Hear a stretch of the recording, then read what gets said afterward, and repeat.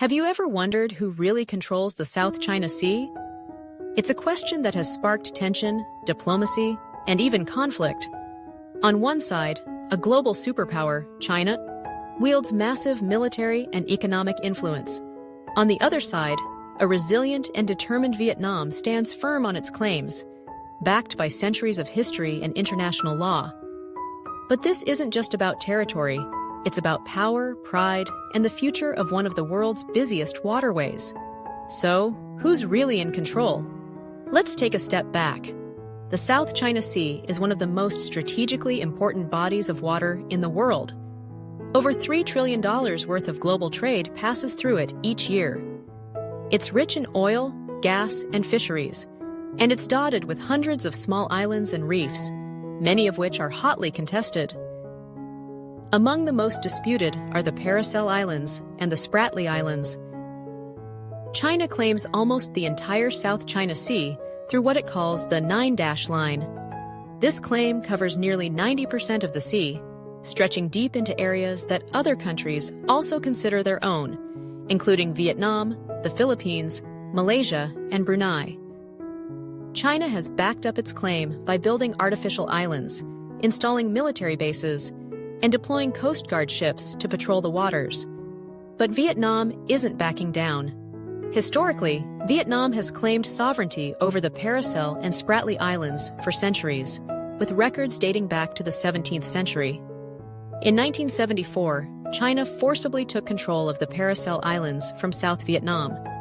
Since then, Vietnam has repeatedly reaffirmed its sovereignty over both island chains, using diplomatic channels, legal documents, and even civilian outposts on several islands. What makes the situation even more complicated is international law. In 2016, a ruling by the Permanent Court of Arbitration in The Hague rejected China's expansive claims, stating there was no legal basis for the Nine-Dash Line. Although the case was brought by the Philippines, the ruling also supported Vietnam's position. But here's the catch. China simply ignored the decision. Vietnam, despite its smaller size, has taken a multi-pronged approach. Militarily, it's upgraded its navy, invested in submarines, and conducted regular patrols.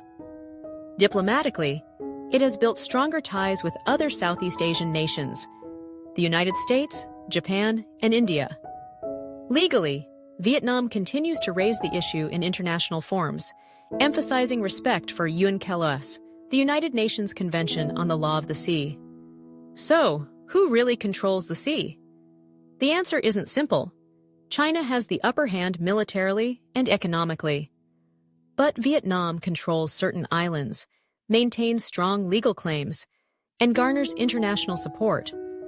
It's a battle not just of might, but of law, diplomacy, and perseverance.